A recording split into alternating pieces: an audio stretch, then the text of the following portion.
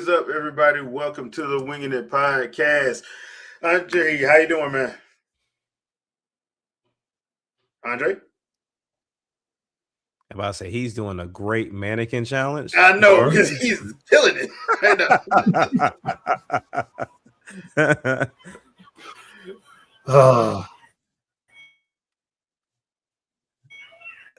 Yeah. Nothing.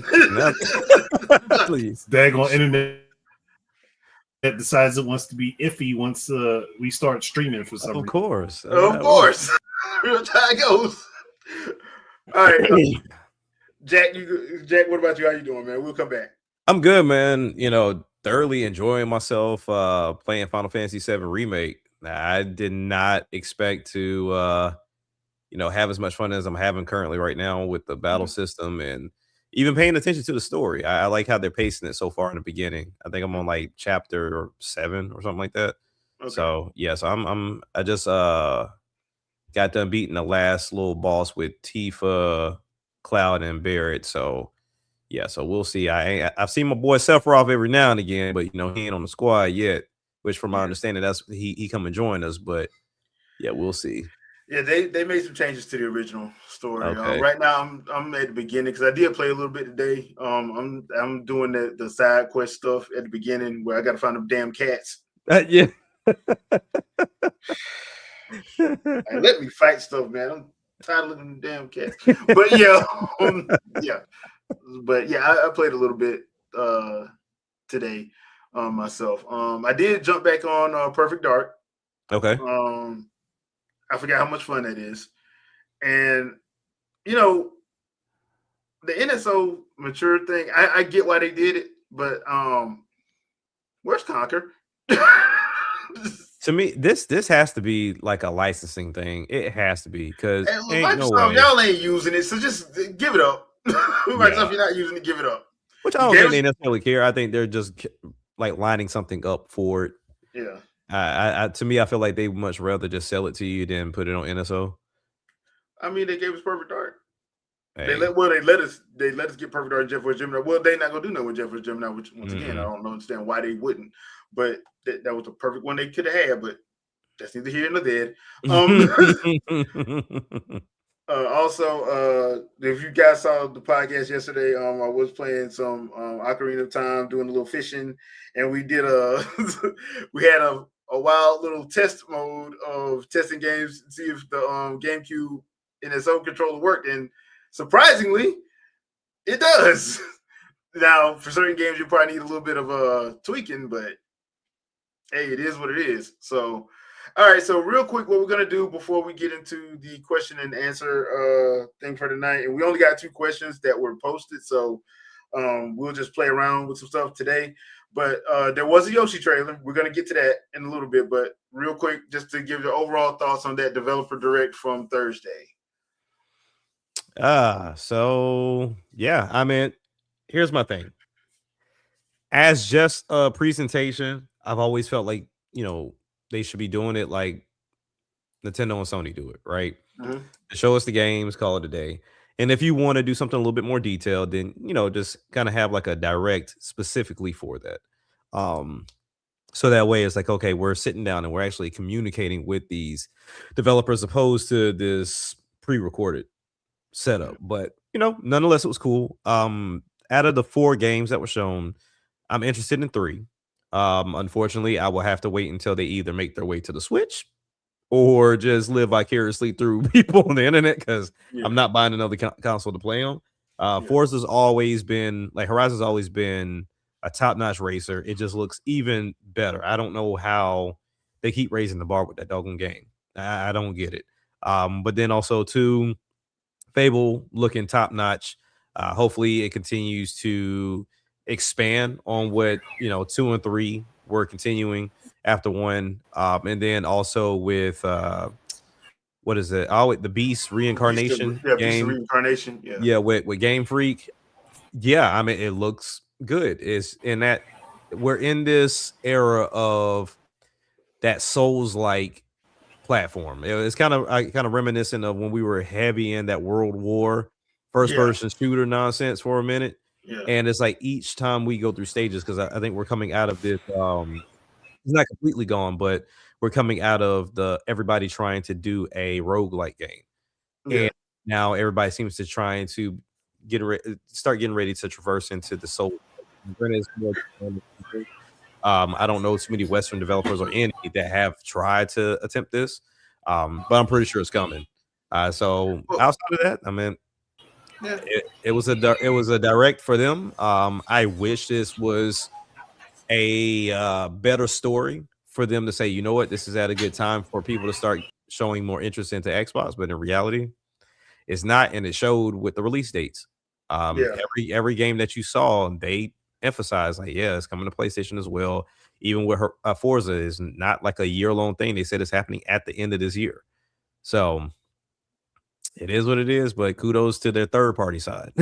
Yeah, I guess. Yeah, I'll say. I'm in the same boat as you. They did ask. Game Freak, was Beast of Reincarnation coming to Switch 2? Mhm. They played coy. Yeah. I'm guessing it is, but not this year. It's probably gonna come Right. next year. Yeah. Which, hey, it is what it is.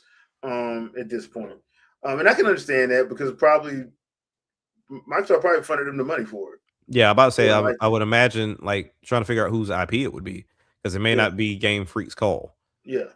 So, and like I said, that game looks like it's gonna be fun. Um, I agree. I think we're getting out, but I also think we're getting out of Souls like too. We're getting out of both of them, Souls Yeah. like Yeah. and Yeah. Roll like, because we're seeing a lot more. It's going back to side scrollers. People are enjoying the retro style of stuff. Like that's Mhm. why we're probably going to start. If anything, we're probably going to stop seeing a lot of these open world everything, 100+ Mhm. hour everything. That's going to stop.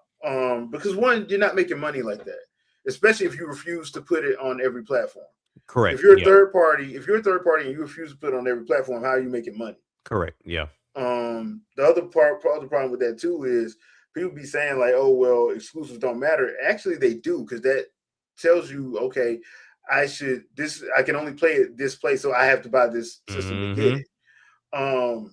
I understand why Microsoft's doing what they're doing because they ain't never really cared to begin with, and plus they got money like that. They don't Yeah. have to have. They don't have to have that. No. Nintendo's lifeblood is their Gaming. IPs Yeah. and their game. You're not going to see Legend of Zelda on a Sony system. I'm sorry, you're just not going to see it. No. Because and on top of that, would that fan base even play it? No. Now they No. say they will. No. I don't see them doing that. Because Nintendo's going to Nintendo. They're going to do their art style. You're not going to get ultra realism. They're not going to do that. No. And the way they do cinematic storytelling is different from everybody else. They Mhm. just do it different. And a lot of people don't. So there's some people that don't like it. I personally don't have a problem with it. You can see by Metroid Prime 4, I'm loving that story, but you Mhm. got some people that don't understand it because they don't want to. Yeah. They think it should be constant talking and they should be less, it should be 60% cinematics and 10% Yeah. gaming for some of that. And I'm like, Yeah. that doesn't even compute, man. They want to watch. They want to Yeah. watch instead of play sometimes. Yeah.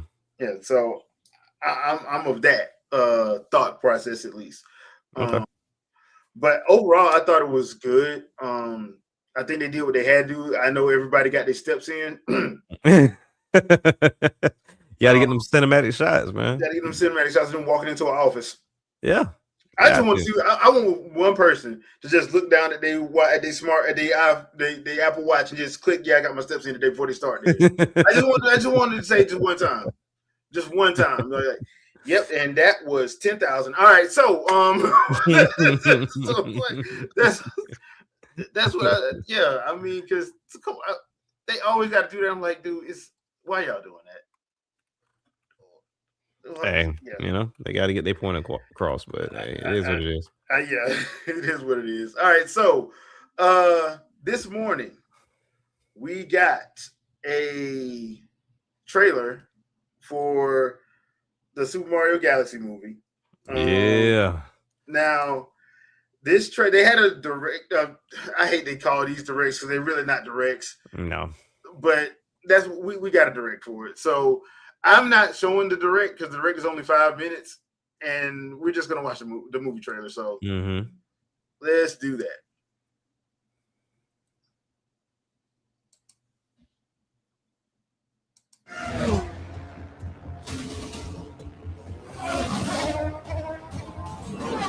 Area Super Mario World.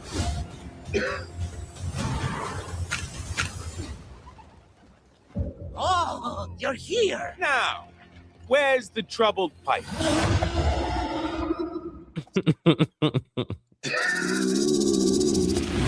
Like, bro, chill out. You're making it worse. Got a firefly like a gun. That'd be so dope if the next Mario game, the power-ups do these type of transitions. That'd be so dope. Because right now you grab the fire flower and it's just like, hey, I'm in a suit. I'm like, okay. Can't let the scared guy anymore. Yes, I am. People don't change. I love Charlie Day. There's the problem.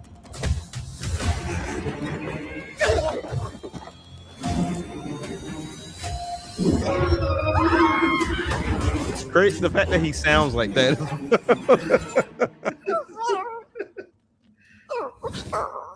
Hey.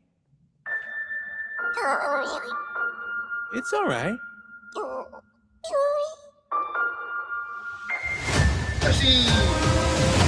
This is gonna play in that cute factor.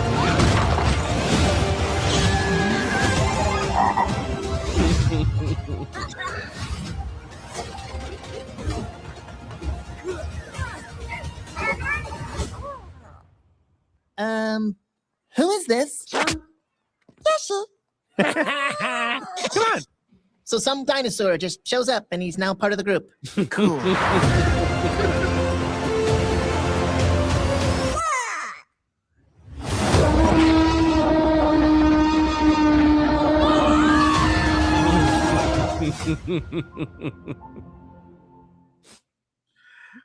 Okay, so many questions, man. So many questions.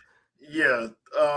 So that was the Yoshi trailer. Now, I found that to be fun. If you watch the direct, they pretty much say like, yeah, we had to show this because people were complaining about not seeing Yoshi in the first trailer that they ran. So yeah, you got a Yoshi trailer. They also showed Mario and Luigi's babies, which means something's gonna happen. Yeah, I'm about to say that was my thing. Like, what happened? Yeah, so we're gonna see that, I guess. And I like the transition. I like what it looks like. I'm looking forward to this. I do find it odd that they are releasing this on April 1st. I felt like when we were doing the podcast last night, we looked up the date and I could have sworn it said the 3rd when we looked at it. And then now it's saying the 1st. I'm like, did it change or was it always that and we just looked at it wrong? I'm guessing it changed because most of those release dates are subject to change, to be honest. So, I mean, a lot of times when they do have like a date, it's usually a placeholder anyway until the closer you get to release. And April 1st is on a Wednesday. Yeah. So, and if I'm not mistaken, I think in 2023 it released on a Wednesday when it was initially it was supposed to release on a Friday. Gotcha. They moved it up. So I'm thinking that's what they did this time too. So I mean, we shall see. Personally, I'm gonna be in there day one. Oh yeah, I enjoyed the first one, so I expect the laughs to be on point. I just find it odd that they have not showed Donkey Kong at all. So, but everybody's supposed to came back, which would include Seth Rogen. So yeah, that's why I was like, if they haven't shown him, then either we're gonna get another one to where it does introduce him to kind of like be a cameo to kind of tie into his movie eventually, or he's just not here. Yeah, and that could be the case. He might just not be here. So yeah, because I did hear a rumor that they were thinking of doing a Donkey Kong movie after Legend of Zelda. Right. But just using the assets from what they got, which would make sense. I mean, you already got the assets. You already know what he looks like art style wise, so you won't have to.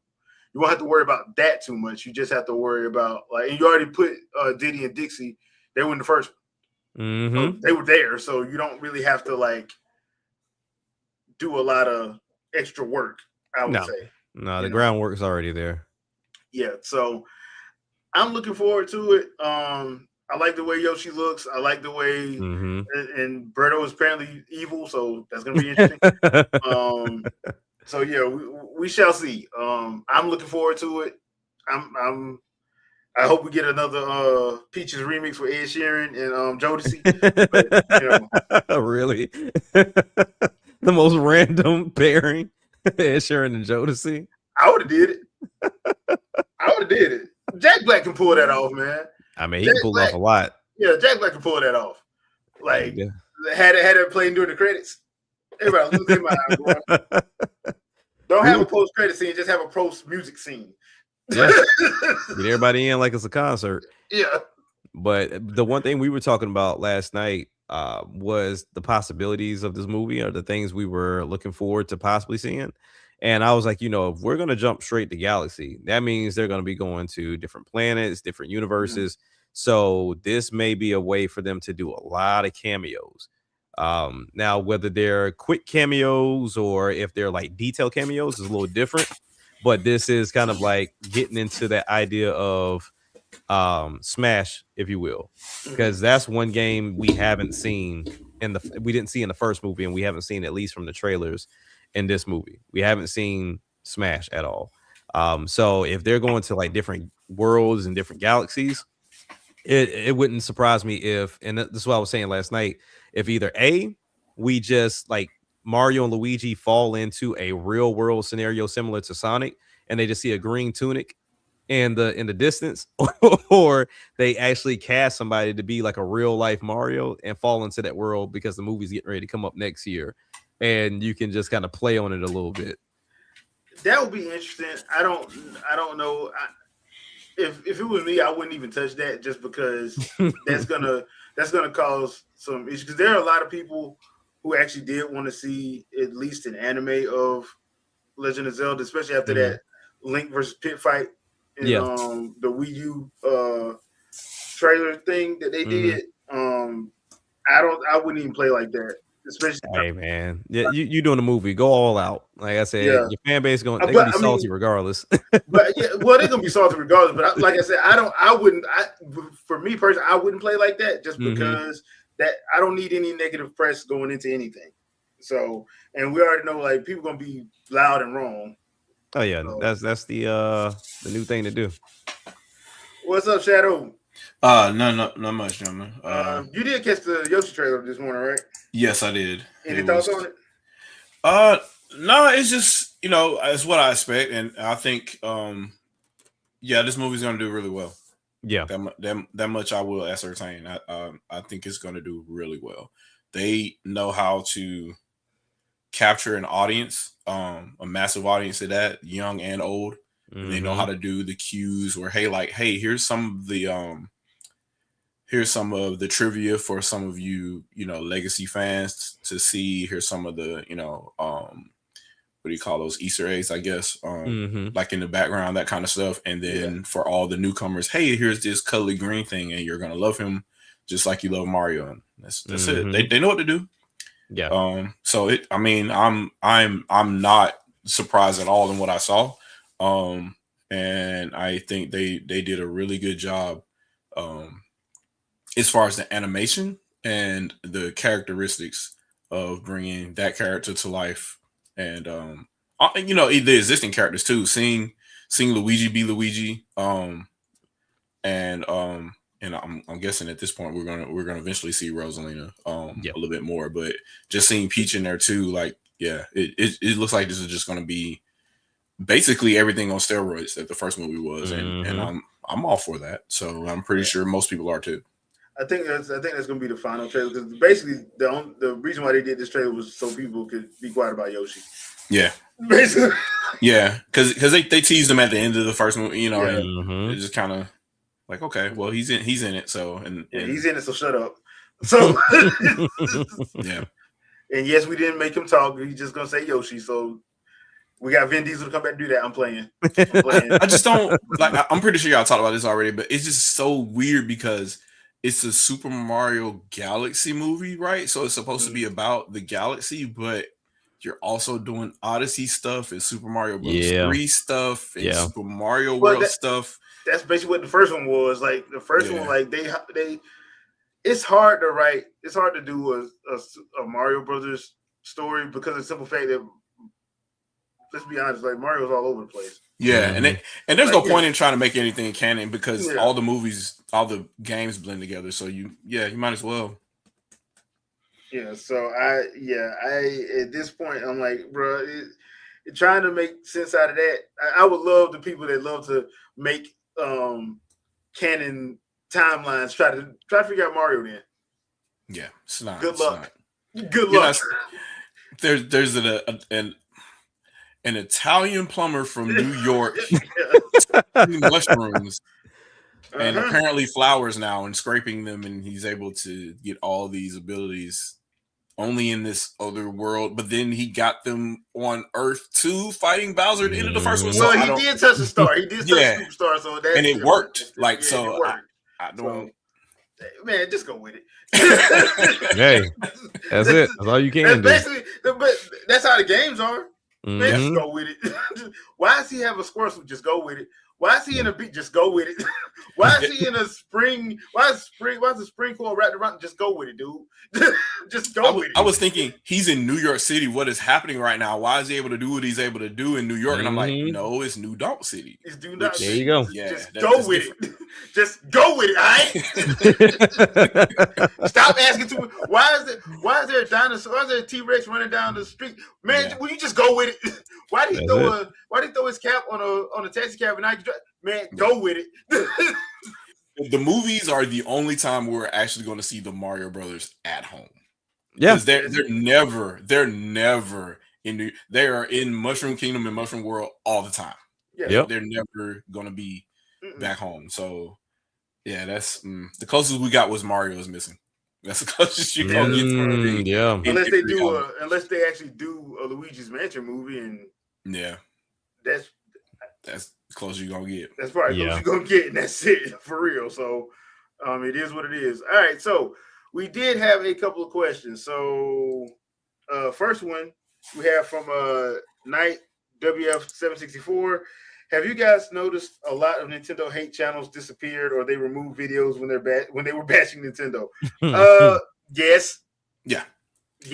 But then it's not new to me because I did a 3.5 hour long podcast where I went through and found all the IGN videos that they scrubbed. Yeah, they scrubbed, and all the articles that they scrubbed as well and edited. Every last one of them where they were bashing the hell out of Wii U, they got rid of those. And they retold them in a way like they got all their new editors to rewrite parts of the articles. It's strange. It's just strange to see. Which is crazy because they used the same narratives to bash Wii U to bash Switch before it took off. And they had to retroactively change all of that stuff once it took off and they couldn't change anything. Yeah. So I'm not surprised to see, the grifters or whatever trying to like disappear. The only one that's doubling down, I think, is what Nintendo. I just commented on somebody talking about that. Yeah, he's just gonna ride it into the ground because so here's the thing, right? If you think about it business wise, right, there has to be a pro and there has to be an against. So even if the against is losing, you stay there because there's going to be people that feel bad that the anti people were wrong. And you need somebody to follow still if you still have those anti-Nintendo sentiments. Right. So it makes sense if you double down that you still will collect the audience that will come back again, even after you're proven horribly wrong. So it's just one of those things where if you stick with it, it's a good investment over time. It sounds gross to say, but plus rent got to get paid. So yeah, we're in a post-truth world anyway, so it just kind of doesn't matter anymore. Yeah, because as long as the truth sounds better. The last bit sounds better than the truth. So as long as you can get that type of engagement, is one thing though. You got to stay on that horse. Like you got to stay on it because you cannot switch up because now you got both sides against you. And I think that's the other thing too. Like as long as you, and I'm real bad about this, but as long as you continue producing content, it won't matter. So like you can kind of like. You can gloss over the fact that you were wrong and go on to the next hate video. As long as you continue producing, they'll keep coming. Right. So I don't see it as an L for the dedicated hater. it's an L for the people that were chasing the grift that weren't as successful. Correct. Yeah. So the people that were just like, hey, the hate train is good, and they try to throw a couple of videos at it to see if they take off. Those people were, they're holding the L and they're going to switch. Yeah. So it's I've never understood that either, because you can't. That's not sustainable. It never has been sustainable. No, just never has. I mean, you can try. I mean, even IGN that wasn't making them money. No, they had to switch up eventually. Yeah. Yep. That's why, like, remember when me and you went at Brian Altano and he kept trying to act like he didn't know what we was talking about?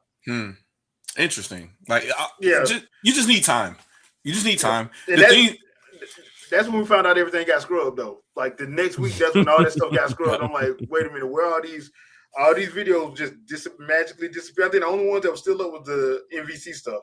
Yeah, and you had to hunt for those podcasts too, because they were like, they took them down off the RSS feed, so you had to go to the IGN page, and they changed the page link, so you had to go and find the article to find the. Disgusting. When you got to do all that, like, bruh, because everybody, like, you should remember, they were one of the main ones trying to be like, they need to go third party, they need to go third party, they need to go third party, and I'm like, dude. This system is horrible. They need to go third party. Nobody want to play this. They want to play games on other systems. I'm like, then why y'all keep begging to have these games on your platform of choice? Like, why it never made any sense. And then when Switch took off and they couldn't bash it into the ground, they were like, this needs to come to Switch. Like, no, it wasn't made for that. Like we were talking about yesterday. Like, I like Xenoblade Chronicles X, but let's be real, it's better on the Wii U. Yeah, it just is. Yeah, like, I like Wonderful 101. It's better on the Wii U. It's not better on the Switch. It's not. Yep. There you go. I mean, I do like the extra content in Xenoblade Chronicles X, but Frontier Nav is not. It's not the same. It doesn't work the same, and you're doing way more work. Like, I felt like I was speed running the game. And I shouldn't have to feel like that, because I want to catch up and do certain things, when I had fun just wandering around with the Wii U gamepad, because it was always there whenever you're going and exploring somewhere. I didn't have that same type of, I don't know, I didn't have that same experience playing through the second time. And if I wanted to, I could grab my Pro Controller, put my gamepad to the side, and just work the gamepad and have dude, it wasn't hard. But once again, you had them bashing it so much so to the point where they were begging for games to be ported over. They're still begging for Wind Waker and Twilight Princess. But I'm like, if the second they come over, if the people that played it on Wii U, I'm not going to want to play it on that. Why? Because guess what? I don't want to have to keep hitting plus to keep having to go back and forth between the map when I didn't have to originally. Right. Yep. But if you listen to everybody else, you'd swear that the game sucked if it was on there. Like, that to me just, but I had to go back. It was game trailers, it was IGN, it was a bunch of other ones that was basically saying, hey, we're going to do our best to damn this console out the gate. And that's why Sakurai did what he did. That's why he that's why he went straight up, start doing directs. And then once he started doing it, everybody started seeing the Sony Microsoft started seeing how much money they saving. Like, hold on, you mean we ain't got to do this $15 million E3? Right? No, you ain't got to do that. You really don't. But I will give them props. Well, if they never did that, then we would have never got the Rex. So true. I'll give them props for them being as arrogant as they were. If they didn't do that, we would have never. Wada would have never went forward with the Rex. I don't think. The only thing I don't like about it, though, is they're not being held accountable, and they're not saying the things that need to be said. Like, hey, Nintendo made these direct things popular, and now other studios are doing it. Like, even PC developers are doing it. Mm-hmm. So when you got, like, studios that don't even produce content for consoles making their own kind of like, hey, here's our stuff coming out, blah blah blah, like kind of situation, that clearly means that they set a trend or a standard in the industry that way, to get stuff like that happening. I have to say that now, because industry standards are ratified, and standards in the industry are things that happen more than once. But Yeah, so like when they don't talk about those things, they don't talk about hate. Like one of the things Player S is kind of pointing this out with the whole Christopher Dream drama going on right now is that so you talk about, hey, the Switch 2 is hurting right now year over year compared to Switch, even though you're comparing month 9 to month 6 of two completely different platforms that launches a completely different scenario, and Christmas doesn't matter at all for both of those platforms because everybody jumped on them when the console came out. Right. So it's like, why are you even making that comparison? Number one, you're like, oh, well, it's bad for December for this console and November for this console, November for this console. And I'm like, what were the sales for Switch in September? Because Switch 1 sales for September would have been month 6 for Switch. So compare those to Switch 2 in December and see where you're at. Correct. We know what the answer is for that because we know Switch didn't sell 1 million consoles in September. They didn't. The majority of the Switch consoles sold when it first came out, and it sold anywhere between, I think, 600,000 for the rest of the year.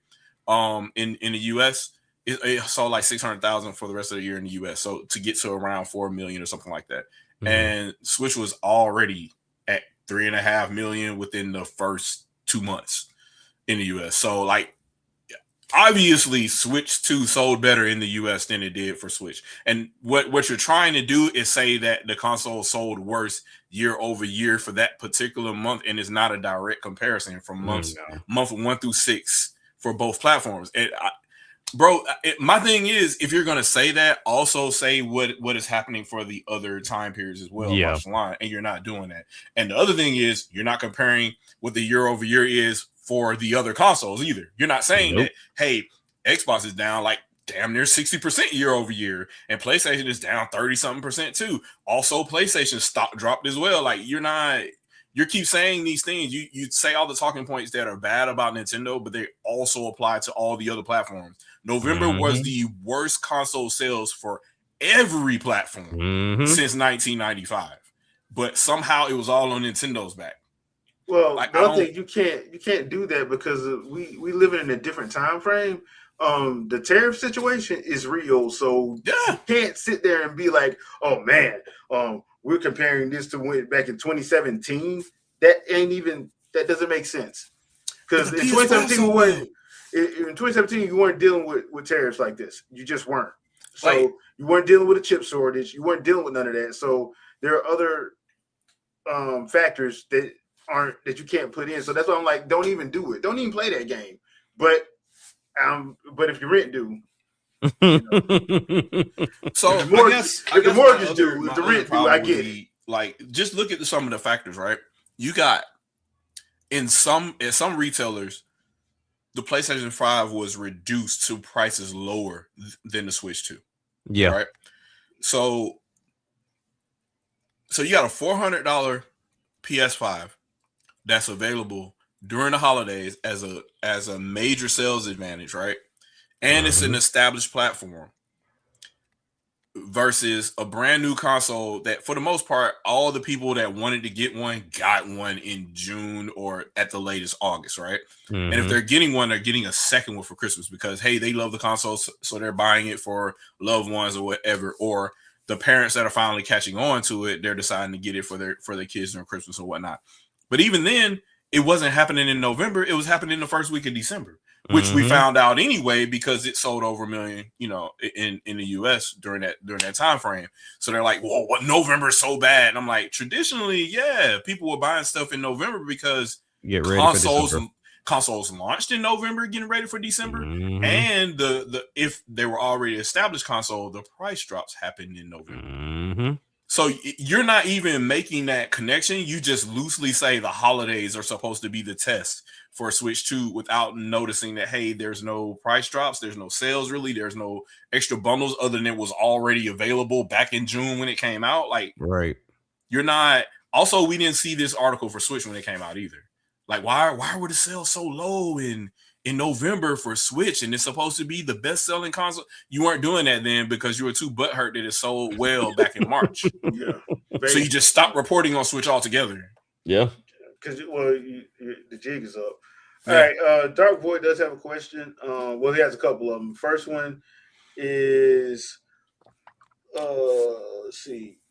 which Switch 2 game which Switch 2 games uh deserve the Switch 2 upgrade?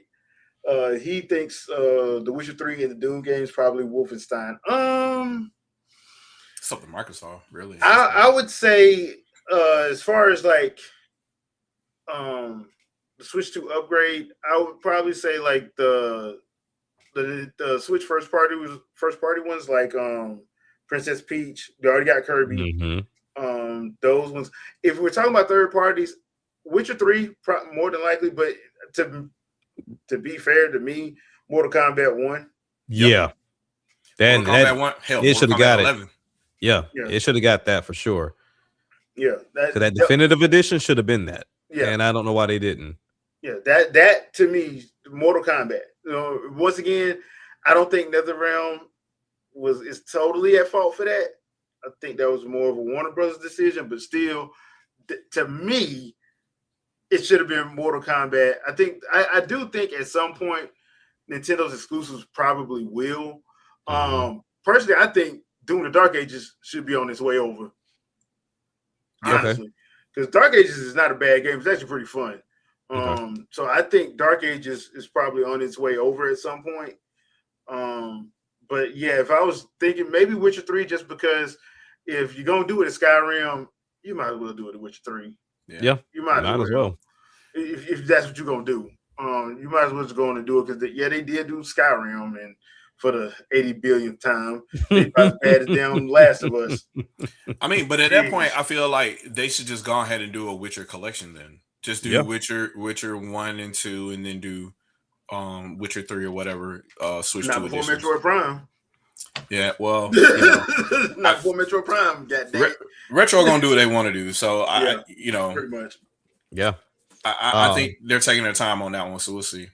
Even though it really doesn't need it per se, I would love to see Pokken Tournament get some love for Switch 2 enhanced. So whether you're adding more Pokemon to the fray, or you're adding like some extra modes, because I don't think there's a sequel in sight for that game. No, they don't even sound like they're interested in doing a sequel. Especially with Haradagon. That ain't happening. Not unless somebody on the team just be like, "No, we're gonna do this."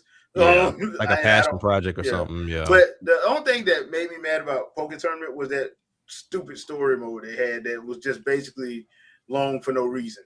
Yeah. That was it. But other than that, Stone Cold Stunning people with Pikachu Libre will never get old. Yeah.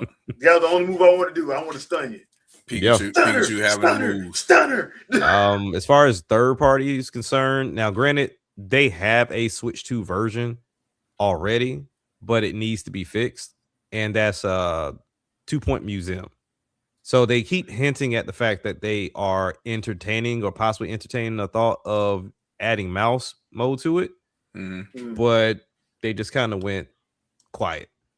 And everybody was like, well, that was a missed opportunity, like a really missed opportunity. And then also they need to optimize it a little better too. But other than that, I mean, it's a great game all in all. And, there's some slowdowns when things get a little heavy, especially when you start getting into like 5 stars for your museum. But mouse mode was a heavy miss. So I think that's something they can go back and add. But outside of that, I mean, I don't look at too many third-party games from Switch per se and say like, okay, they need to switch to, because honestly, some of these third parties are not doing a good job. Like they're cleaning it up, but they're not doing much else. Yeah. So we'll see. The other question he has is, do you think YouTube needs to have like a community though, like Twitter has? While it can cut down on misinformation, I don't think it will, because it's like a Wikipedia thing where people can put their own thing to it, and that's the problem. That's the problem with that. Yep. Because I've seen a couple community notes where it was straight up wrong.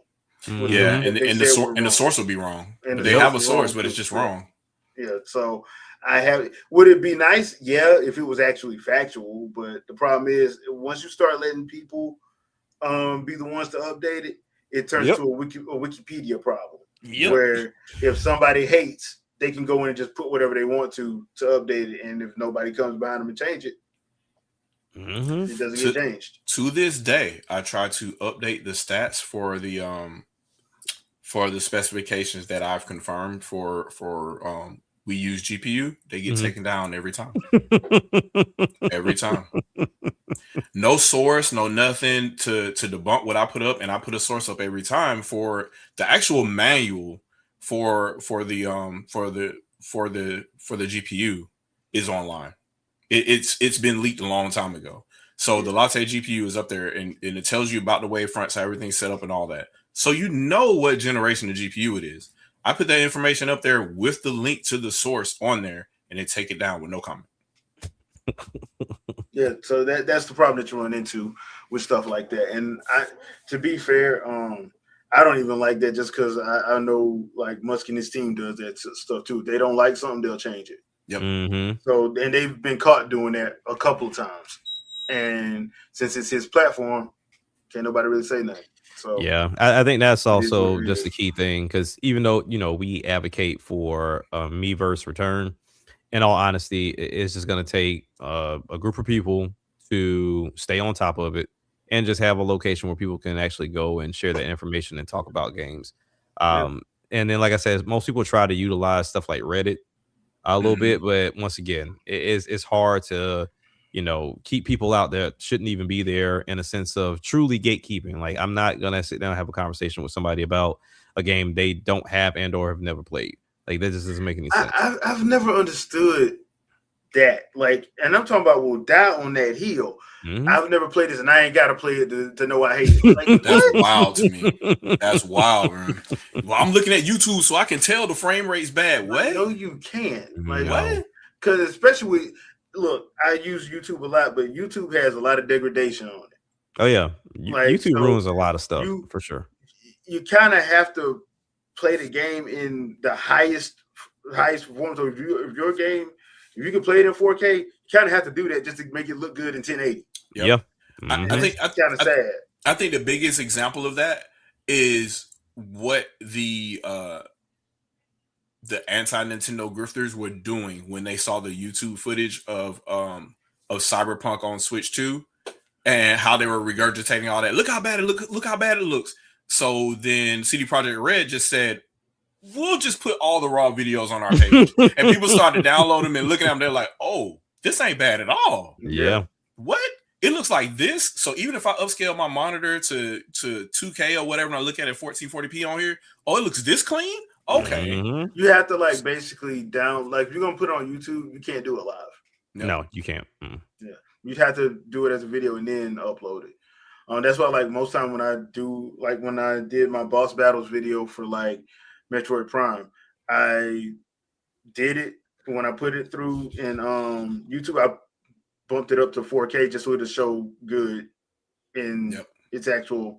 Because if I didn't, it wasn't going. The degradation just bad on YouTube. Mm-hmm. It's kind of below what you actually put it in. So if you put it in 1080, it's probably only going to show it's in 720. Yep. So what I do the same thing. So I will record something in 4K, and then so once it's sampled by YouTube or whatever, and somebody watches it in 1080p, they get to see the full 1080p because it was recorded in 4K. So that's kind of the gist there. So oh yeah, they compress the hell out of your stuff. I mean, it's the same thing we do with our audio. Like, they compress the hell out the audio.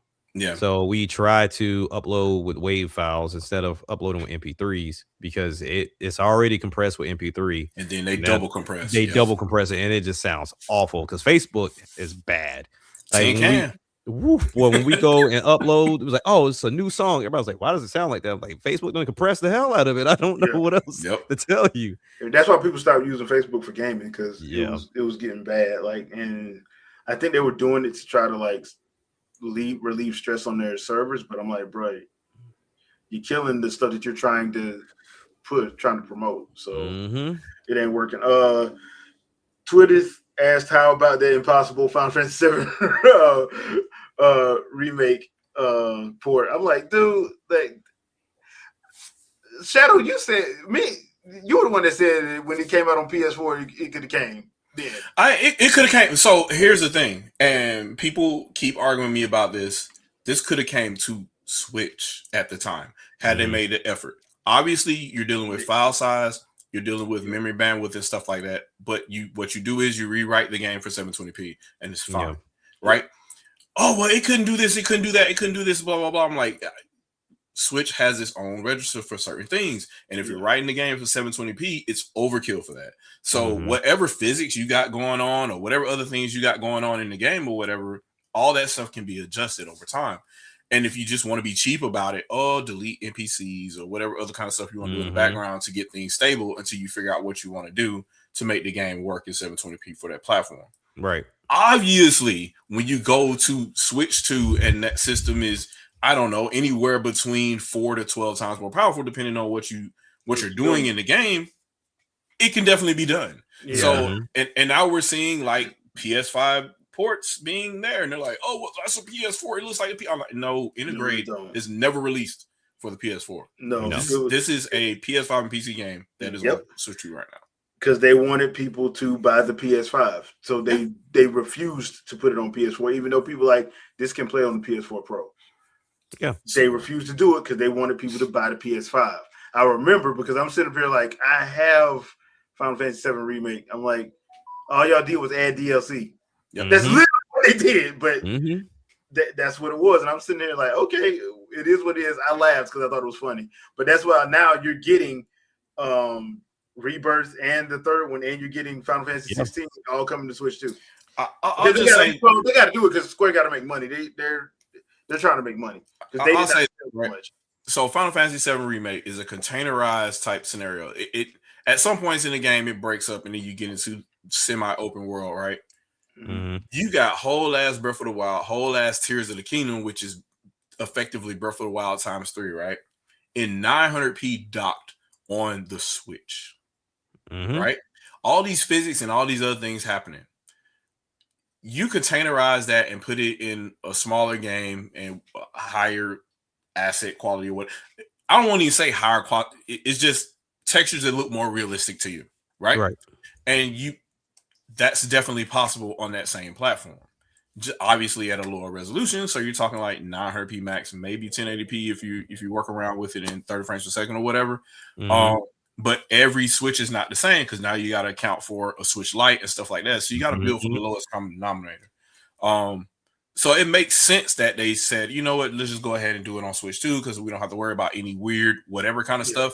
And because we don't want some guy out there that's only playing on the Switch Lite and the game is not looking too good. So I understand that choice, but it's like it was possible. It's just they got different SKUs now, so they can't just say, oh well, if you play on dock, then you get this better experience or whatever that's dedicated for playing in HD on your TV. When the majority, well, I won't say the majority, but there's a big populace that are playing on the go on the original Switch, and it's not going to look as good in handheld mode there because you want your battery to last for longer than 30 minutes. So, let's see, Sony. like those are some of the things. Like the Switch is a powerful device for when it came out at the time, and people wanted to like downplay that and all that. I'm like, you show me the hardware and the portable PCs in 2017 that were doing what they were doing. Like it took the iPhone to undo that SoC a year later. So and Apple's $1 trillion company. So like it took that to undo that SoC. So I don't know what else you want me to tell you at that point. Like Nintendo they got a good deal at the time. Yeah. And it worked for them. So yeah. We do have a question from in the Discord from 8Ball 1970. He asked, when do you think the 2 terabyte express micro SD cards will roll out and how much will they cost? Any plans for either 2K Sports or EA releasing college hoops for all platforms later this year? All right, so the first question, I would think because they didn't really show them at CES this year, but it was kind of hinted. I'm thinking probably spring or summer. Yeah, it's probably when you're going to see the 2 terabyte ones. And I'm thinking the reason why they're going to do that is because they want to make sure they can manufacture enough. Because right now, if you try to put them out now, it's only going to be a certain limited amount. And then on top of that, you don't know when you're going to be able to run a second run through. So it's probably going to be, if I was just making an educated guess, probably spring or summer. So I wouldn't even think about looking for it until like May or June at the earliest, I would think.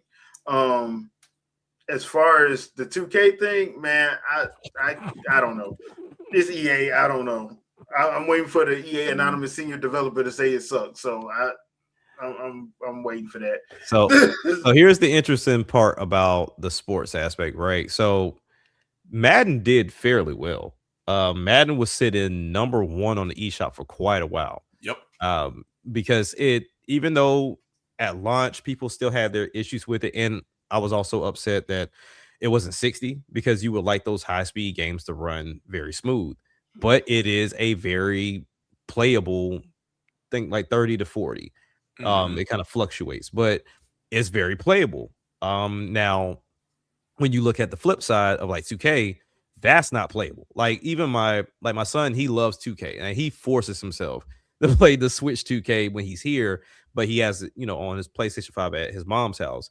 But he's like, Dad, it's almost impossible to time these shots. And I was like, yeah, I know, because let's say 2K wants you to like measure, like, okay, the release point's at the top of your head. Yep. You have to let it go as you're coming up before it registers that it's at the top of his head.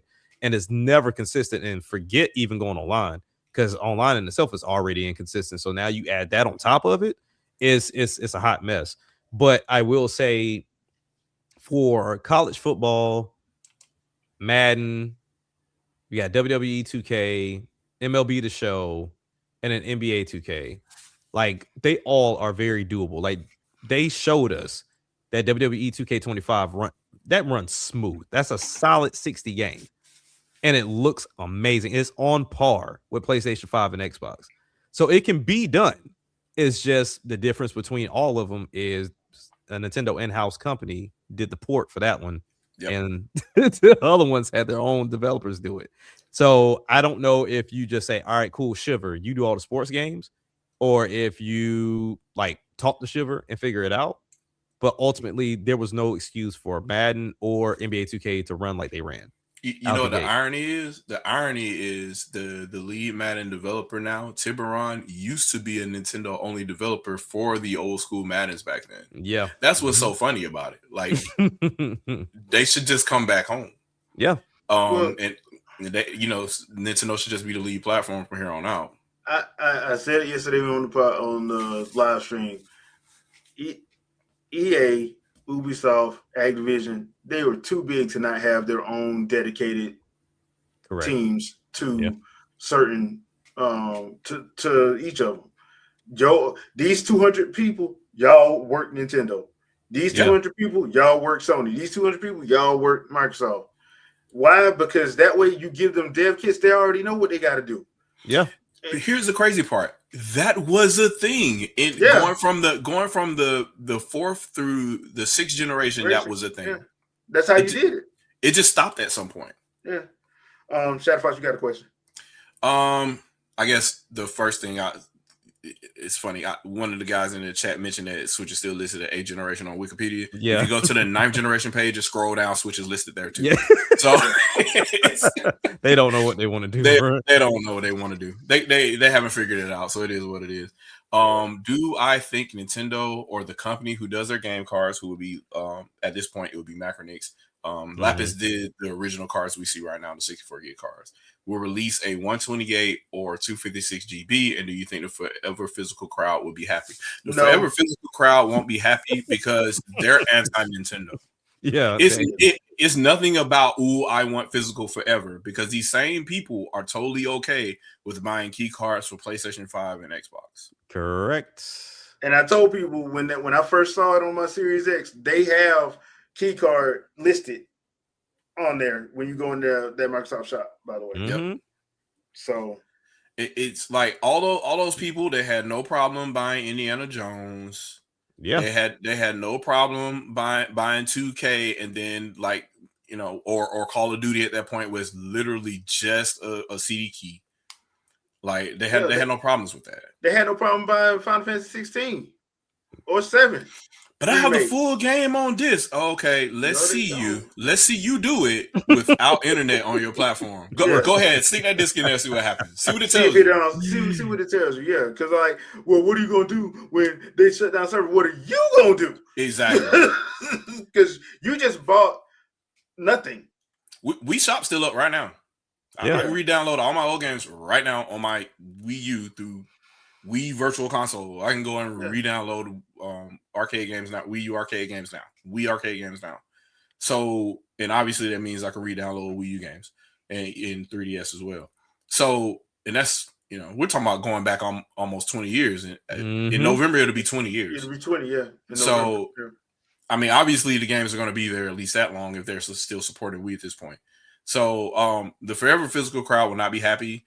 I have some slight, how can I say this, positive thinking with regards to them having 128 gigs coming forward. I think it's going to be probably like an exclusive deal for like Microsoft and specifically Activision, so they can do their Call of Duty games and stuff like that, and they'll probably charge a premium. I will say this: if you're going to get these physical carts, be ready to pony up.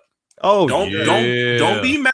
Don't be mad when Call of Duty there's a Nintendo tax on it. So when it's $70 for a PlayStation 5 and it's 80 or 90 for the Switch 2, you want physical. You want physical, and it requires 128 gig card. Like, you got to pony up. So how bad do you want it? Kind of situation. So I don't think the Forever Physical crowd will be happy about that either, because the whole goal is they want parity across the board, regardless of how much the cost difference is for both Macronix and Nintendo. And the third party. And once again, the problem goes back to, like, you can't demand stuff and then not want to buy it, not want to pay for it when it happens. Because I'm like, personally, I think they should have 256 cards for certain people. Like we saw with Call of Duty. Call of Duty, what, 318 gigs for that whole game? Something like that, yeah. Like, okay. 128 for Final Fantasy 7, fine. But you're going to have to pay $80 or $90 for it. Yeah. Well, that's not fair. Yeah, it is. Do you want to play the game or not? Do you want to take that cartridge and put it in a Switch 2 that's never been online at all and be able to play through that whole game? All right, then you pay that money. Yeah. I don't know what else to tell you. And don't get mad about it because you want this. Yep. So, and that's the other part that people don't want to. That's why, and I've said it before, that's why I hate the idea of free-to-play games, because they're not free. No, they're not. Like, you wind up paying stuff on the back end, because when I would just rather just put the 59 or the 60 or the 70 on there and I'll just buy it. Like, that's one thing I did like about Killer Instinct when they did it in 2013. They gave you the option. If you want to pretend like it's free to play, fine. But if you guys want to play this, it's $59. Yep. For the whole thing. I didn't want to be nickel and dime, so I just bought it. I just bought it. So But I hate the idea of, because people now really do think, oh, well, did you see what 2KXO is? That means they can make all these fighting games free. No, they can't. They still got to get paid. Those people that made that game, the artists, the developers, the people that does the background music, they got mouths to feed too. They got bills to pay too. Yep. If games were made for free, your game would be on eShop right now. Yeah, that's true. That is true. Yeah. So ask yourself why your game isn't on eShop. Yeah. So I hate that, but you got people that's they see something and then they go with it, and it becomes their identity, and that's what they're going down that hill for. And I'm just like, bro, this is not what you think it is, man. I understand free to play. I just don't like the hypocrisy behind it. Yeah. Yeah, and I get it too, right? So for certain games, Warframe, Fortnite, there's an audience for that, right? There's an audience for it, yeah. But don't act like you ain't got to spend no money. Don't act like that. You're going to spend something. They're going to make you spend something. You're going to spend something, because it takes too long to do it via in-game. They do it on purpose. They do it on purpose, yeah. Yeah.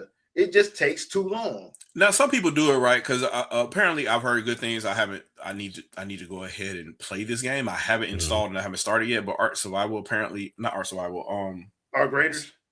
Raiders is apparently you don't have to buy any of that optional stuff. You can unlock everything in game that you need. So but how long? Because that's the other part that people don't say. Because, like, remember with Battlefield 2, like, you could have got Ray, but it was gonna take you 400 hours. Yeah, and that's what the part that people didn't understand until they found that out. When they found that out, Disney had to come in and be like, y'all not doing that no more. Yeah, so I guess the conversation I was having was basically you had to go to a certain place to start to start farming for stuff. And if people go online with you, they'll help you farm so you can kind of like get the things that you need. But that's more of a community thing. That's not necessarily a guarantee. It ain't guaranteed because like I play Warframe, I still have trouble finding people to tag up with. Yeah. Oh yeah.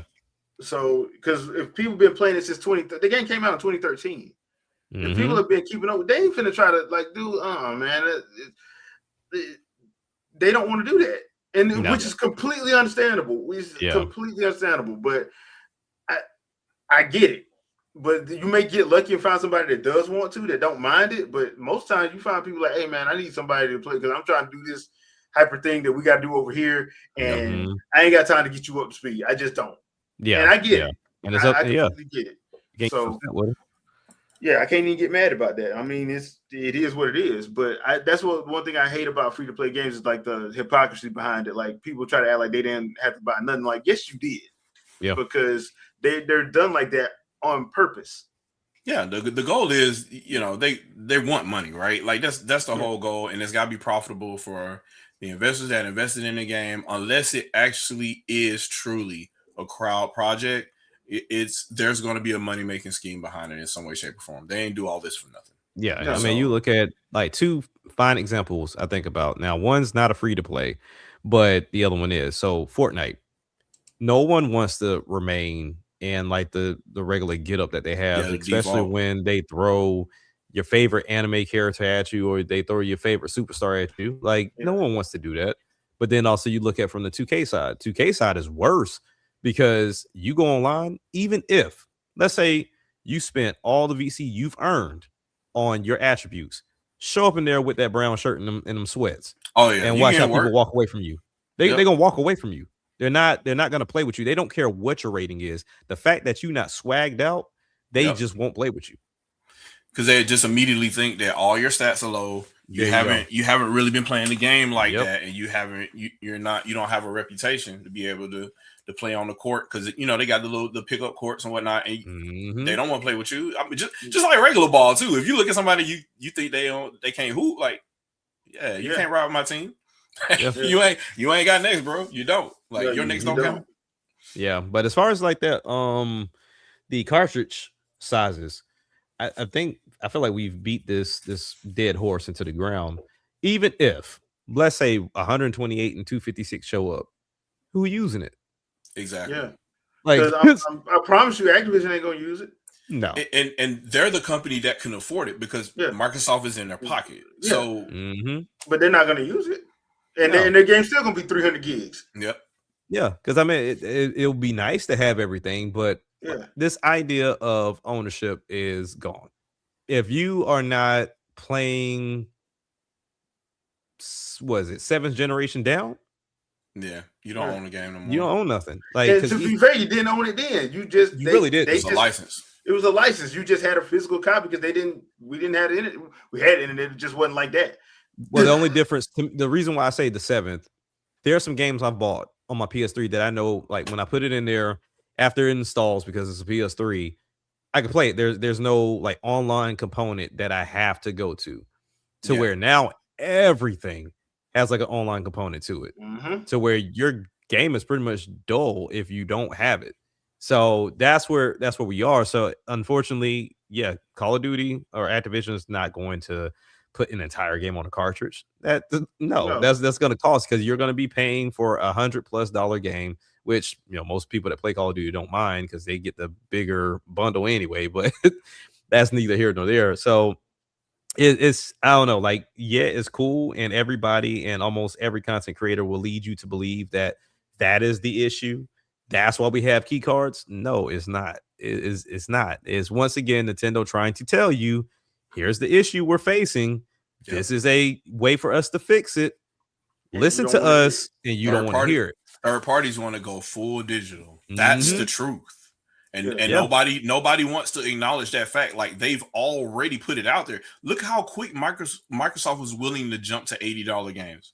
They're like, hey, we were gonna put all our first party games are gonna be $80 at the end of 2025. They got that backlash, and they're like, oh, our games ain't like Mario Kart. Nintendo could stand on this. They could stand on business. We can't.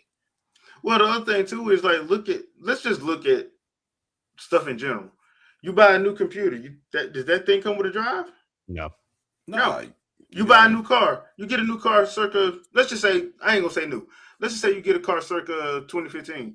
They have a CD player in it. No. They gone. Dude. It's all digital now. Yeah, if you want that, they're gonna charge you. They're gonna overcharge you to put it in there. Now, to be fair, my car, well, different kind of model of car or whatever. It had the 6-disc changer and all that kind of stuff in it, but it was they don't make those no more. They don't make them no more. No, they Like- don't. Like because when I got I got my Equinox in 2017. It didn't have that in there. And if I wanted it, they were gonna put it in there, but I was gonna have to pay an extra $2,000. Which is stupid. I'm not doing that. I Which is stupid. hooked it up to my phone and I'm good to go. Yep. To play my music straight from there. So we're coming to that point anyway with all of it.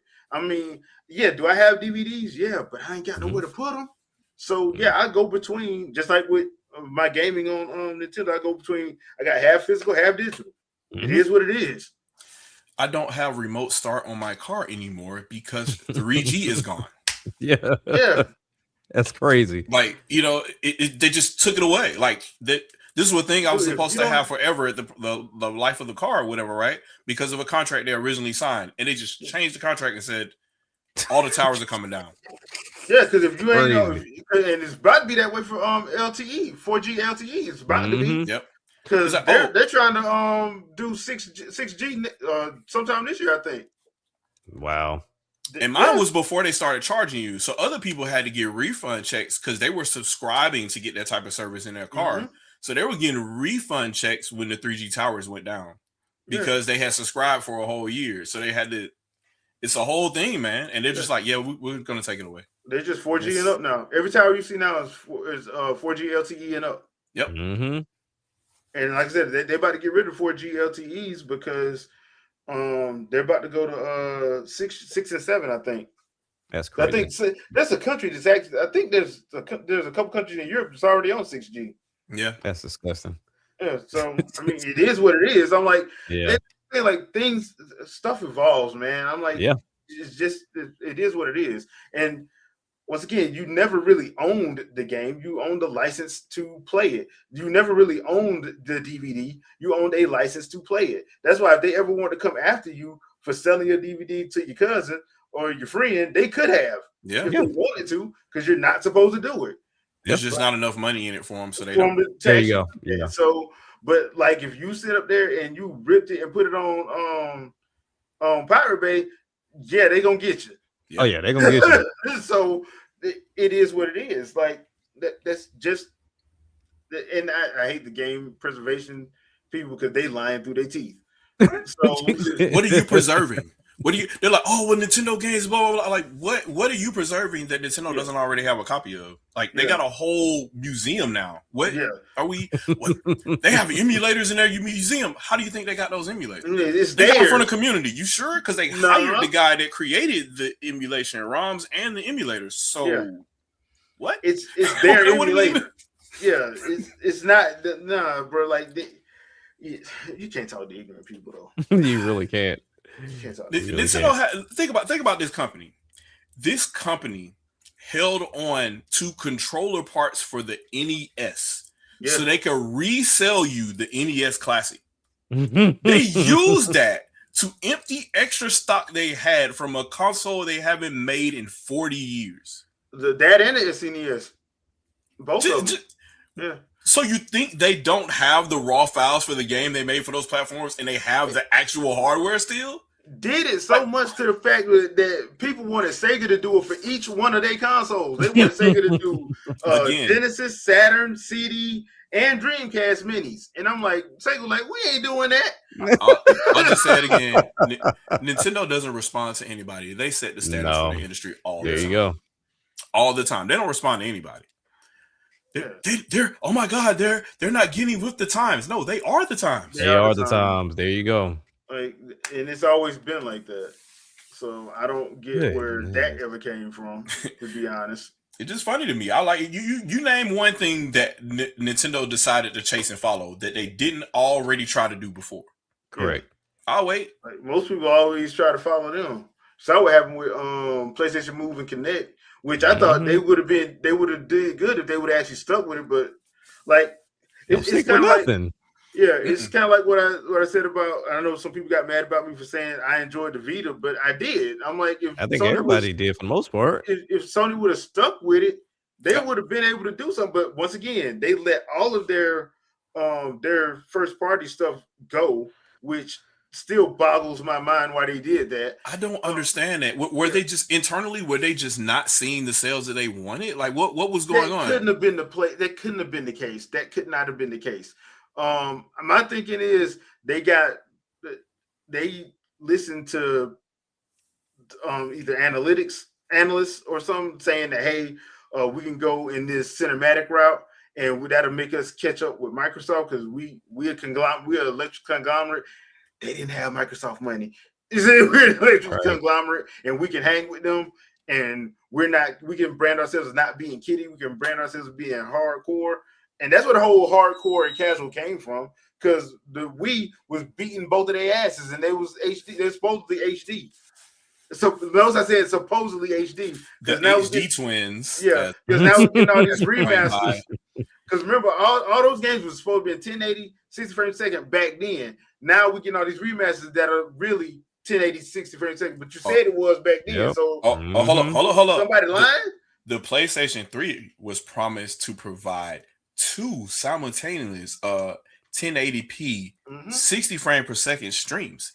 You were supposed to be able to play Gran Turismo on one TV, then have a second TV as like a panorama so you can have everything going, and have your PSP as a third screen, as a review mirror. That's what it was supposed to drive originally. Those are the prototypes that they put up in 2005. If you don't believe me, go back and check it again. That's what they were promising.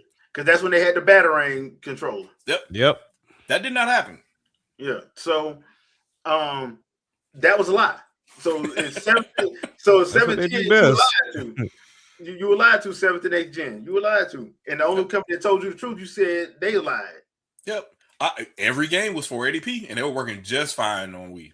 They were working just fine. Overkill for 480p, as a matter of fact. Yeah. So and 60. You know, since everybody know every game need to be in 6 frames a second, it was. But y'all didn't believe that. So yeah. Because it wasn't 540. I mean, 7. I mean, 16. I mean, but 540 upscaled to 1080i looks great to me, guys. And I'm like, okay, all right, whatever. So yeah, it is what it is. Before we call it a night, there is one thing I know Jack we want to talk about now with that Ubisoft situation with and once again, I'll say this about Ubisoft. I feel for the people that lost their jobs for them closing those branches. But the problem was I saw the writing on the wall years ago. They kept trying to push this like live service stuff. And they're in the same boat to me as Capcom. They have so many IPs that they own, and they don't even attempt to use any of them outside of their the Division, the Tom Clancy Division, and Splinter. Well, they kind of act like they abandoned Splinter Cell until the anime came out. And because right now people are happy about Beyond Good and Evil 2, and I'm gonna tell you like this: that is the same issue that we're having with some of these other games that take too long to come out. Because that game don't even look like the original, or what the original was. So I don't even know what they're doing with it, and it is what it is. Just think about some easy money right now. Like was it 5 or 6 years ago? The NFL was renegotiating their contract. They could have done NFL Fever. Yep. They could have done that. That was one of the things they could have gotten into to quote unquote spend money instead of, throwing it away on, these online only type games or whatever in those type of scenarios. They could have thrown into that and had guaranteed money coming back because the NFL franchise is going to get number one, it's a Madden competitor. Yeah. People were looking for that anyway. So you just throw that out there and or you can just make it arcade and make it different. Yep. So you don't have to worry about that. I mean, I'm sitting up here looking at what was the game? Like they have Rayman. They haven't put a Rayman out since what, 2015? Yep. Something like that. They started the Watch Dogs franchise and just said, "Yep, Jip the hell with it." You said, yep, that exists. What else did they have? Like, I'm just sitting there trying to think, and I'm like, they pretty much did this to themselves. I'm looking right now. They did Call of Juarez. That was critically acclaimed. Red Steel. Red Steel 1 and 2. Yep. Like, bro, I would have brought that franchise back, put that mug straight on Nintendo. I don't know how much the second game sold, but the first game sold over 1 million copies, like within like a couple of months. And the second game did well because it was a better game. It was a better game. A way better game. Yeah. And I love that cell shade that they had to it. It actually worked. But yeah, I mean, they're just like Just Dance guys. Just Dance. That's all we got right now. And that's and you have to, which I don't understand how that makes money when you have to spend all that money out.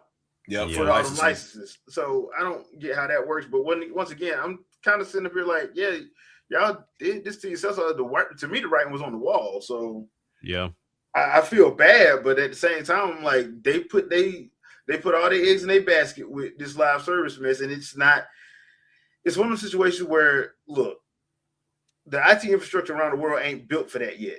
No. It just ain't. Like, no matter what somebody was trying to have you and trying to force it ain't working.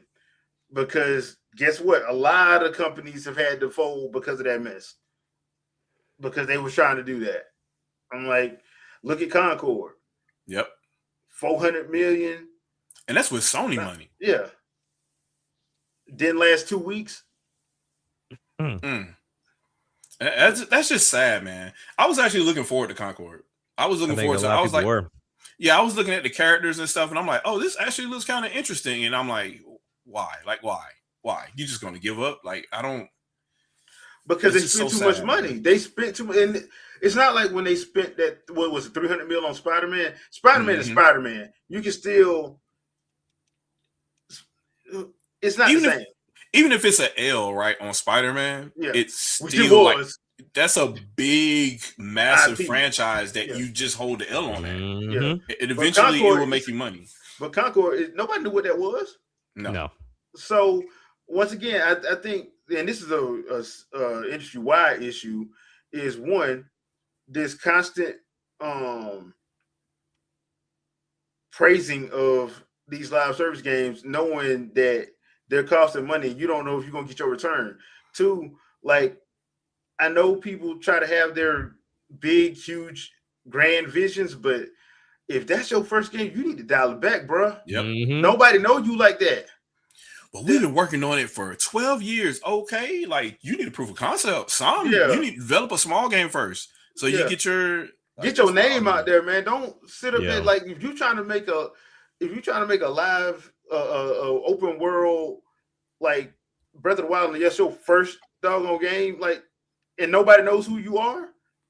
Why would I buy your game? I don't know that. I don't know you. For the chat, right?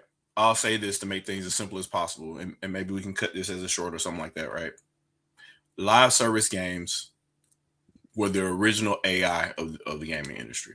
Everybody jumped on. Yeah. Everybody thought it was going to be good. It was a bubble and it burst. Yeah. The same thing's going to happen with AI too. So just watch and learn. Yeah, but as far as Ubisoft, like, they had a lot of great games, right? Yep. You know, even going back and playing some of these older games, you see their title come across the screen and you're like, oh, I didn't even know y'all played a role in this game. You know, for me, I always felt like, yes, there was some fatigue when it came to Prince of Persia at some point in time, but then making that switch to Assassin's Creed, depending on if you like it or not, was either a good or a bad switch, or if they need to keep both. I really don't know, but ultimately you're now in a position to where you had some beloved franchises, and at some point you ran them into the ground. Yep. And they had to come out and say, you know what, we have to start taking breaks, because I don't know if it was, hey, we just going to make sure we keep striking while the iron's hot, or what, but there was no breathing room in between a lot of these games. And unfortunately, this is where they put themselves, like you said, whether it was trying to go live service or just overdoing it, it's where it is. And I mean, the crew was a great idea. That was their live service game. They should have. It's a great idea. It's just, it wasn't. I guess it just didn't execute well because the Crew Motorsport is a great game. Like it's a really, really good game. It's just once again, I don't know. I don't know any racing live service games that work. Well, I don't know if you guys covered this or not already because because of minutes I missed earlier in the podcast. But did you guys see Forza Horizon 6? So there's no opportunity. Yeah. There's no opportunity for the Crew to come back ever again now. No. If you're dealing with something like that now, and then every other year there's a real Forza in between, like nah, man. The other thing it's done now. It's sealed. The other thing too is like Forza is a name. Yep. Mm-hmm. They've earned it. Like Gran Turismo, whether you love it or hate it, they've earned it. Yeah. Like you can't come in here with trying to do what they doing, thinking you're gonna compete with that. You're not. Because people already know they got brand recognition, just like Mario Kart. Mario Kart has brand recognition. People can sit up and cap and say all day they hated Mario Kart World. They still playing it. Yep. Mm-hmm. Oh man, this game is horrible. You will never be able to beat the heights that Sonic Crossroads have met. As then why y'all still on it? Oh man, Kirby Air Riders just makes Mario Kart. You don't even need to play Mario Kart no more. Then why you still on it? I'm friends with some of those people, and then I look and I saw that they were playing Sonic's Crossworlds, and I looked and I saw they were playing it for 10 hours. Yep, and then they put it down. Yep, it went right back to Mario Kart. Didn't it? Because the thing is, like, people like to use the excuse of nostalgia, right? It's like you do know you have to be successful for nostalgia to kick in. Like, if Mario Kart was bad, no one would care if Nintendo was releasing a Mario Kart, but it's not bad. Everybody copies the freaking formula of Mario Kart. That's the reason why a lot of people like Sonic, because it's still in that traditional sense of what kart racing was. Mm-hmm. Nintendo decided to go a different route, and then Kirby went a different route. Now, whether Nintendo stays here or not, that's up in the air. But ultimately, they established and they said, "Hey, we've mastered the formula, so now it's time to go do something different." To where Sega's trying to still figure it out. I think this is part of Nintendo's investment in 2005 to Monolith. So I think they're going to really do this with just about every franchise they can. They're going to open world all of them. I don't know if that's a good thing or a bad thing, but once they did it with Zelda and they saw it take off, it was only a matter of time. I'm like, they're going to do this. But Monolith is going to co-develop just about every major franchise from here on out. And you saw what they did with Odyssey. So yeah, I don't think they're going to do it the way they're going to do open world, but they're going to do it their way. They're not going to do it the way. Oh yeah, they always everybody does it. Because like if they do it the way everybody does it, they're not going to make money. No. Yeah. So Mario Kart obviously is done. Mario Kart World is done the way that they want it to do it. They're already halfway there with Metroid Prime 4. So I only see a matter of time they're going to do all their franchises like that. So you'll probably see an open world Kid Icarus game that way as well. I just see it coming. Star Fox definitely. Coming. They're on their way to Star Fox. They're literally making. They're building. They're building the infrastructure to make it happen. So I see it coming. Star Fox is going to be very interesting, just for the simple fact that people get weird about that particular franchise. Because the way people talk about it, you would swear that thing was a $15 million seller. Yeah, it's not. Until you actually start playing it, you realize ain't nobody playing it. And that game's like 2 hours long, but it's meant for playability. Playability, yeah. Like you're not meant to be playing this 40 hours. So correct. Yeah. I don't know how that would work. Personally, I would like to see them go back to do like different styles of Star Fox, like Adventures on Dinosaur Planet, like where you actually get out of the actual R-Wing, but also still have have space missions. I can see them doing that. You know what? I would actually let Ubisoft do it again. This time, actually, you can't. Don't let them make like repeated, because the reason why that game wasn't fun was because it was the same mission over and over again. Yep.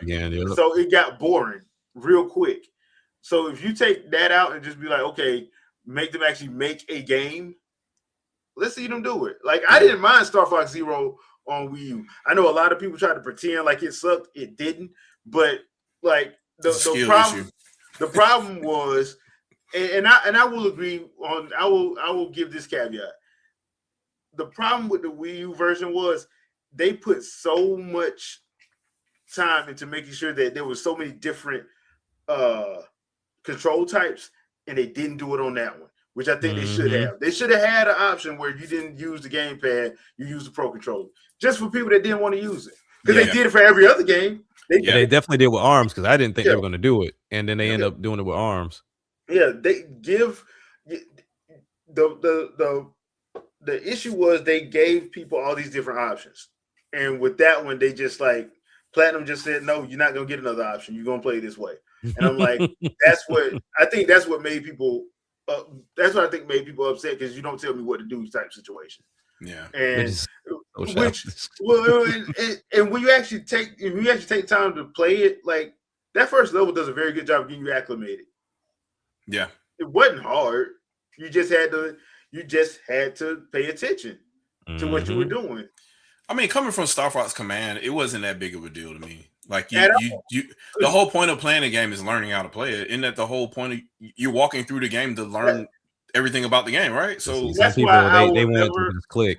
I will never understand this this comment that I got from somebody talking about we need standard controllers. What is standard controller? What is a standard controller? What is a standard controller? Like, dude, that whatever system you're playing on, they tell you what the controls are. What do you mean standard controls? That doesn't make sense. But that's back when everybody was claiming everything was industry standard. That wasn't. Like that's not a standard, dude. That's just yeah. ESRB. That's the only industry standard. It's the only one that's ratified. You get a rating for a game. That's it. That's Congrats. it. That's it. Yeah, man. So yeah, it is what it is on that. But yeah, I don't know. Like that's sad to see, and it's only going to get worse. They can't seem to get out of their own way. I don't know, but I mean the one thing they have nobody to blame but themselves. That's true. Yeah. That's true. It's just you hate to see one of the top third-party developers get ready to go. Like they're on their way out the door, man. And I hate it too, because they at one point in time they were making money off of licensed games. Yeah. So they were doing like the Teenage Mutant Ninja Turtle games and stuff like that. They did the Brothers in Arms series. Like it was a bunch of games that they were doing at the time, and I just don't understand where the fallout was there. I was kind of trolling on Twitter, but I think that was probably the beginning of the end. Was when the Rayman Legends things happened. When you have your lead creative director protesting with the other junior developers in the studio because you wanted to do something for money. That was the beginning. First of all, don't lie on me. First of all, don't lie on me, because that's what that was too. Like they straight up lied. And for people not following, Rayman Legends was a Wii U exclusive, right? Yep. And then right around the time the game was getting ready to release, like the summer before the game was getting ready to release, they delayed it.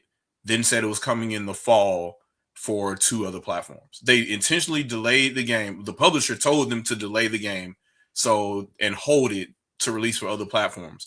Basically, what ended up happening behind the scenes was it was either Sony or Microsoft started strong arming Ubisoft's publishing arm and saying, "Hey, we'll let you release it elsewhere because you're not going to get that much money off your Wii U version. So we'll let you release it for our platforms, but it's got to be this way or else." Yeah. So they put that down, and then so now you got people that worked on this game specifically for the Wii U version. They want people to see their work.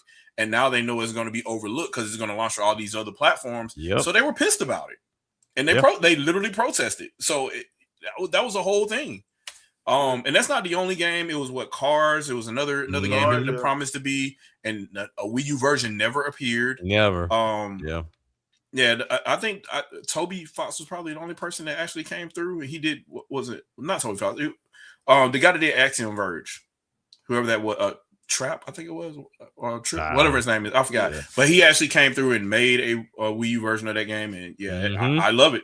Continuous map, no matter what you're doing. So I love that, and that should have been every indie game should have been on Wii U for that reason. Yep. Steam World Dig was amazing. Yep. Yeah.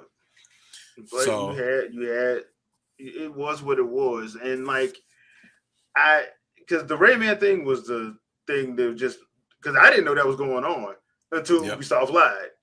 Ubisoft straight up lied. And I'm like, Yeeves, like, what the hell is going on, bro?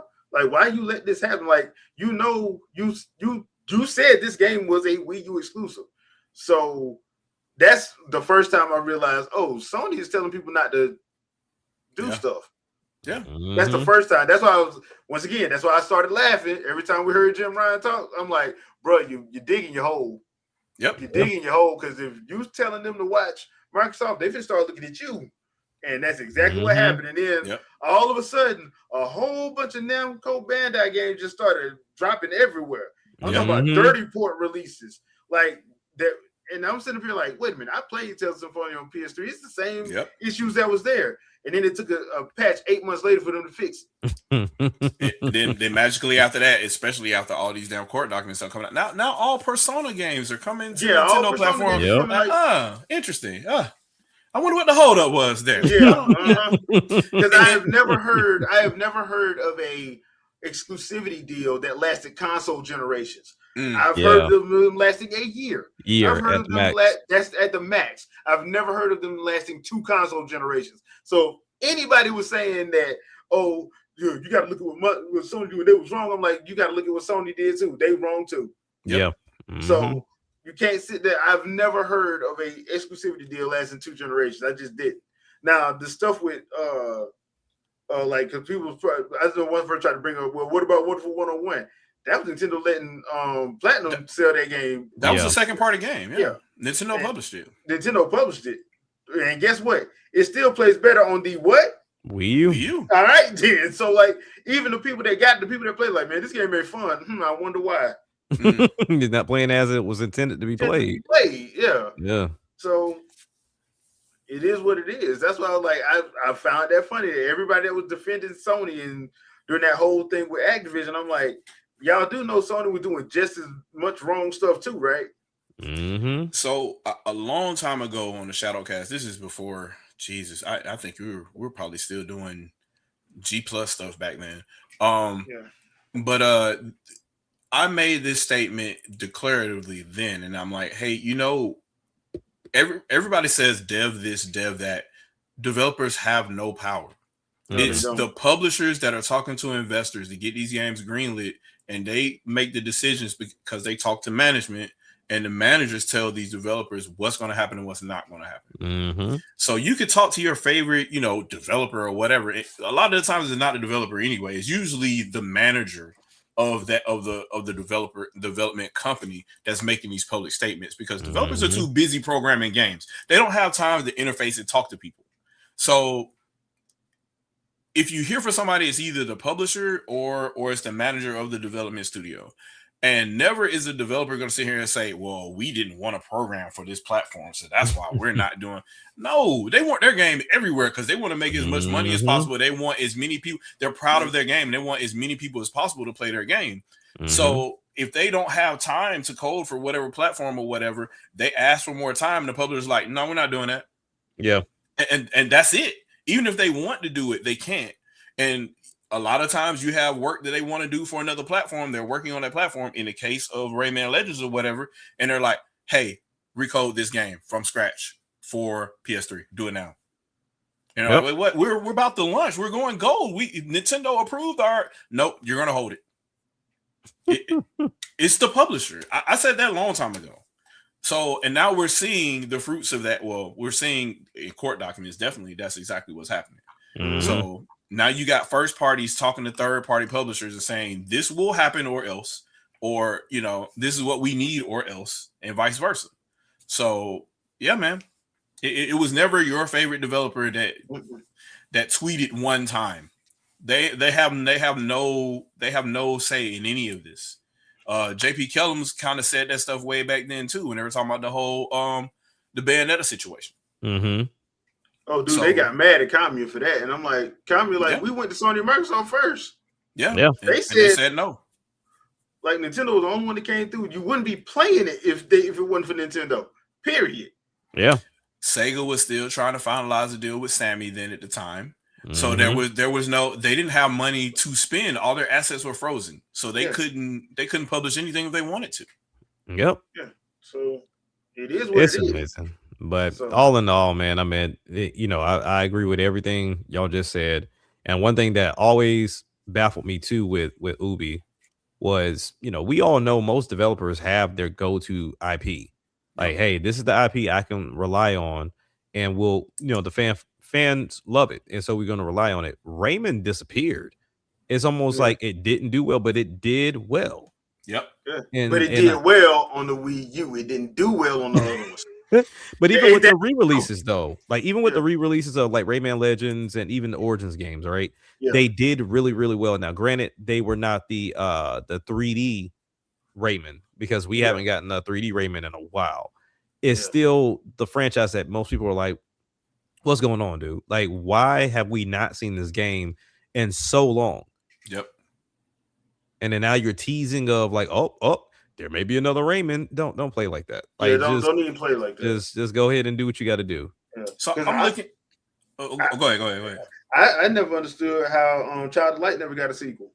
That was a wonderful game. And then they let Michael Ansel go. So Go play Child of Light. It's on every platform now, I believe. Yeah. I think it's Yeah, on it should phones be. now too. yeah. Go play it Child is. of Light. It's really good. Yeah. The one thing I was gonna say was Ubisoft really kind of had no excuse, because they still had an exclusive deal with the Tom Clancy franchise as well. That Right. too, yeah. So Mhm. you can make any game that you want, On that book series. and There's because a lot of books in that series. I'm looking now. You got Ghost Recon, so you can make your online game out of Ghost Recon if you want Yep. to, or you could just make a shooter. Yeah. Rainbow Six, that entire franchise, there you got different types of Rainbow Six you could play. That's the one I thought they was gonna do that with. Yeah. That's why I was like, dude, just make that your SOCOM. They Mhm. started the Division to be their online whatever And thing or that whatever, just wasn't, that and it wasn't- didn't Yeah. do it, so they should have fell back to Splinter Cell. Mhm. Or you got the other parts of Ghost Recon. You had the Ghost Recon Predator. You had some of the other movie book stuff, like with some All Fears is kind of bad, but you could kind of like look at any of the Tom Clancy books that you could have done. Political was one of them. You could have done anything. Hawks. anything with Jack Ryan. Mhm. Anything with the Jack Ryan stuff. Jack Ryan would have been perfect. Because Jack Ryan, you can make that your bond. And you had Tom Clancy to yourself. There it is. And you ain't even have to worry about, because the estate was cool with you. So you ain't even have to worry about like the stuff that Bond series has to deal with like going through MGM, Amazon, Yep. then go through somebody else. And you ain't got to go through all that. If you just look at the list of Tom Clancy novels, there's no limit to whatever type of gameplay stuff that you're prototyping or whatever. That could always end up being a Tom Clancy property if you want to. So, like, if it came down to it, you got immediate name recognition, you got a good title you can throw out there, and you're immediately going to get some type of user response day one. Yep. That is true. So I don't know what happened with that, other than the fact that they overspent probably on the Division. I'm guessing at this point. Oh, yeah. More than likely. That's probably what killed the Tom Clancy name for them. But yeah, because I don't think they was making money like that, especially off the. Because I think the reason why they did the second one is kind of like the same thing with Destiny. Remember, Destiny wasn't supposed to have a 2. Yep. It was also supposed to have been Online. The first one and online, but they just didn't get it. And then that's when they made an actual story for the second one. That's why they made it 2 instead of doing what they should do in the first one. But you know what? I just for Destiny, I just completed my own fanfic and just went from there. I'm done because it's never going to be complete. Bungie has been split in half. Like, it's not. I'll just go back and play Oni all over again, and I'll play Myth, and then I'll do my own thing. I'll figure it out. The Rampant AI series, I'll just do that myself. They're not gonna finish it. Yeah, so, they're not. They're not. All right, peeps. It's coming to that time. Thank you, everybody in the chat. We appreciate you for coming through and hanging out with your boys. Shadow, anything you want to pimp out? No, somebody mentioned Devil's Third in the chat. I wish I had bought that game because it's probably $5 million right now. But other than that, the channel is gonna be live soon, so pay attention. I'm gonna put some stuff up, probably in a series that you'll see first, and then I'll start talking about normal gaming stuff again, and it'll be back. So yeah, just look for that and go from there. Also support all these guys on the channel. All right, Jack. The only thing really is just, you know, if you have the ability to go back and see what Ubisoft used to do. You know what I mean? Some of the games in, you know, when you mentioned Tom Clancy, those were games at the time they released. Those games were a little bit too tactical for me at the time. Yeah. But now that I've gotten older, I can actually go back and enjoy those games. But one game that they let fly under the radar that is a top-notch game. Now, it stole a lot. You'll notice it if you play it. Immortal Phoenix Rising. They did a great job with that game. And that's another one to an early question we had earlier. If Ubisoft could take the time to do a Switch 2 version of Immortal Phoenix, oh yeah, on that'd be point. good. Because what killed that was Breath of the Wild killed that. Breath of the Wild killed that one, and it killed it killed Horizon. And unfortunately, the other game,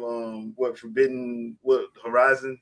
Forbidden West, because it launched around Tears of the Kingdom. Yeah, like bro, yeah. Hey, you know, don't come at the king. The power, and it's like Nintendo wasn't even trying. That's what's so funny. It wasn't not intentional at all. Like, but I think what messed that up too with Ubisoft was like they kind of tried to go at them a little bit. Like, to be like, I'm like, bro, I don't think you should have did that. They shouldn't have did that. Mario Rabbids, bro. That's you. You sit in your corner, Mario Rabbids. That's your closest you're gonna get to coming at us. Yeah. So it is what it is. Anything else? Nah, man. Everything else is good. Like Shadow said, support everybody here. Also support everybody on the Sandstorm channel as well. Mm-hmm. And then also the superstar of the group, Vicky. So make sure you show your love before we get in trouble. But yeah. For me, I do have a couple of. I did do a live stream yesterday. These guys were on it. We did do. I was supposed to have been doing. Let's just tell the fish. Couldn't get to the fish until after we got off. Was gonna play Soul Calibur. We had problems with that. Yeah, but that's my fault. But we did rebound and was actually able to get find out a lot of games are playable with the GameCube NSO controller. Mm-hmm. So check that out. We just went through a bunch of games to see if they would actually play, and they did. So I think we did like pretty much the majority of beat 'em ups that we had. That was my fault being lazy. I haven't installed this yet. I need to so I can have Wi-Fi 7 in here, but I haven't. But yeah, check that out. I do have a couple boss battle vids with Dark Link from Ocarina of Time, as well as the Morpha fight from the Water Temple as well. So check that video out. And we will see you guys next Sunday, 7 p.m. Eastern Standard Time. So peace out, people. Peace out.